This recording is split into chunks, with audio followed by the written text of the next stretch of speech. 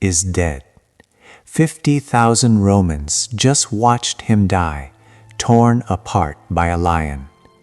You are locked in a stone cell, deep beneath the greatest arena the world has ever known. The crowd's thunder still echoes above, a dull hum of departure. Sandals scrape stone, a symphony of indifference. Torches dim, one by one, their flickering light swallowed by the encroaching darkness. The noise dies. Then you hear it, footsteps, slow, heavy, deliberate. They are getting closer. A shadow stretches across your doorway, long and distorted. A man steps into the light. It is the gladiator who survived today's massacre. His armor is dented, his body streaked with blood that is not his own. A guard follows behind him, keys clinking softly, almost musically, in the oppressive silence. The lock turns, the door opens. The gladiator points at you. This is not a horror movie. This was Tuesday in the Roman Empire. This is the part of Roman history they do not teach in school, the truth that emerged after the cheers stopped and the crowds went home. This was a systematic, state-sponsored nightmare that only began when the arena went quiet. This is not speculation. Roman writers described it themselves in chilling detail. The evidence, stark and undeniable, is carved into the very walls beneath the Colosseum. Stay with me until the end, and you will never look at ancient Rome the same way again. Hollywood has lied to you about gladiators for decades. Films like Gladiator and Spartacus show blood, honor, rebellion, defiance. They depict men dying under the sun, swords raised, crowds roaring in approval. What they do not show is what happened in the hours after the games ended, when the spectacle turned inward, when entertainment became something far darker. I am talking about a system so disturbing that modern historians had to invent a new Latin term to describe it: Victoria Carnalis, the carnal victory. The Romans never called it that. To them, it was not shocking. It did not need a name. It was just how things worked. Here is what we know for certain. Roman writers like Martial, Juvenal, and Seneca describe a world where conquered women were stored beneath arenas and distributed as prizes. Not symbolically, mind you. They were literally handed out like rations to gladiators who fought well. This was not the work of rogue individuals or corrupt guards. The Roman state itself ran this system. The same government that engineered aqueducts and roads also engineered the logistics of sexual violence. Think about that for a moment. The civilization that gave us concrete law and representative government also perfected the industrialization of human suffering. They understand what happened in those underground chambers. You first have to understand how Rome turned human beings into inventory. This was not random cruelty. It was systematic dehumanization carried out on an industrial scale. It began the moment Roman legions conquered new territory. When Rome crushed a rebellion in Gaul or annihilated a city in Judea, they did not just win a battle, they processed an entire population. Men of fighting age were sent to die in mines or arenas. Children were sold into slave markets across the empire. Women were labeled captiva, war prizes that belonged to the state. And here is where it becomes truly chilling. Under Roman law, these people were no longer legally human. They were classified as res, things, property. They occupied the same legal category as furniture or livestock. A conquered woman had no more rights than a chair. You could do anything to her, and it was not legally a crime, because you cannot commit a crime against an object. But Rome did not rely on law alone to enforce this grim reality. It relied on spectacle.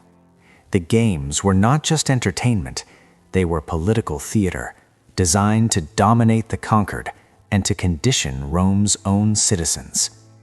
When you watched a captured Germanic chieftain torn apart by a lion, you were not just seeing a man die, you were watching Rome demonstrate precisely what happens to those who dare to resist. During the midday lull, when the elites left for lunch, that is when things became truly sadistic. Historians call these events fatal charades, mythological reenactments, where condemned prisoners were forced to act out famous legends, except the deaths were terrifyingly real. Martial, writing in the 1st century AD, describes these scenes with disturbing casualness, almost like a food critic reviewing a meal. In one account, a prisoner was dressed as Orpheus, the legendary musician who could charm any creature with his song. He was led into the arena holding a lyre. Then they released a bear. Martial notes, almost with a detached disappointment, that this time the music did not work. The bear mauled the man to death, while 50,000 spectators snacked on honeyed dates. In another passage, and I must warn you, this is deeply disturbing, Martial describes a woman forced to reenact the myth of Pasiphae, who in legend coupled with a sacred bull. For this prisoner, the reenactment meant being subjected to public, extreme degradation and violence by an animal in front of thousands of people until she died from her injuries. The Roman state created a system where human beings were utterly dehumanized, dying by animal attack as lunchtime entertainment. This was not the fantasy of a single mad emperor. It went on for decades. Senators brought their children. Vendors sold snacks. Events were advertised on city walls, and Martial praises it. He writes, "Whatever myth tells, the arena makes real." He meant it as a compliment. This was the environment, the bureaucratic, industrial machinery of cruelty, that also turned conquered women into rewards for gladiators. Now, we need to talk about the men who received those rewards. Gladiators existed in a profound contradiction Rome never resolved. They were slaves, often with less legal status than a dog. Yet, they were celebrities. Their faces appeared on mosaics. Their names were scratched into walls by adoring fans. Women of the aristocracy were obsessed with them. Graffiti in Pompeii calls one gladiator the sigh of the girls, and another the glory of the ladies. Noblewomen snuck into gladiator barracks, bribing guards for private encounters. One gladiator, Sergius, reportedly had affairs with multiple married patrician women, causing public scandal. Even their sweat was commodified. After fights, gladiators were scraped down, their sweat mixed with olive oil, and sold as an aphrodisiac and beauty treatment. Think about that. Enslaved men, owned by the state, whose bodily fluids were bottled and sold to the elite. And yet, Rome was terrified of them. The Spartacus rebellion of 73 BC haunted the Roman psyche. 78 gladiators escaped, raised an army of 70,000, and nearly destroyed the Republic. For 2 agonizing years, they crushed legion after legion. When Rome finally won, they crucified 6,000 survivors along the Appian Way.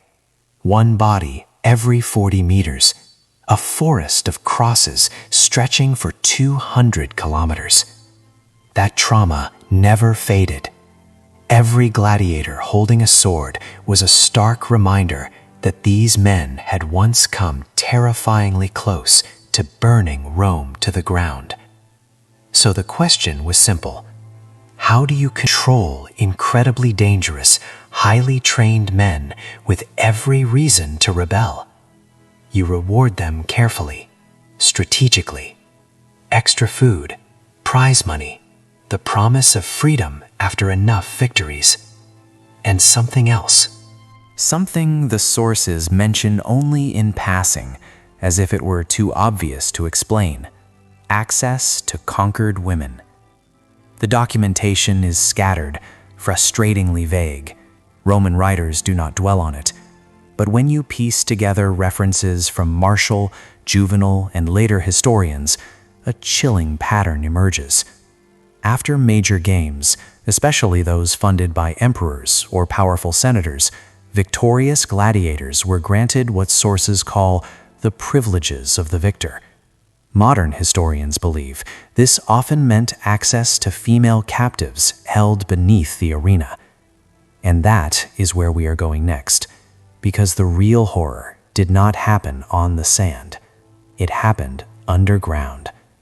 The process was cold, efficient, almost administrative. After a particularly brutal match, a gladiator who survived and impressed the crowd would not return directly to his barracks. Instead, still wearing his armor, still caked in blood and sand, he would be escorted downward into the hippoium, the vast underground network beneath the arena floor. Oil lamps flickered along the tunnel walls. The air smelled of iron, sweat, and animal waste. They passed cages where lions paced in the dark. Mechanical lifts creaked softly, ready to raise the necked spectacle to the surface. This part of the arena was invisible to the crowd above. That was the point. An arena official or lanista representative walked ahead, a wax tablet in hand. Not metaphorically, it was a literal ledger. Names, numbers, property inventories. They stopped at a section of holding cells most spectators never knew existed. These were not ordinary prison cells. Archaeological excavations beneath amphitheaters across the empire, Capua, Pompeii, Puteoli, even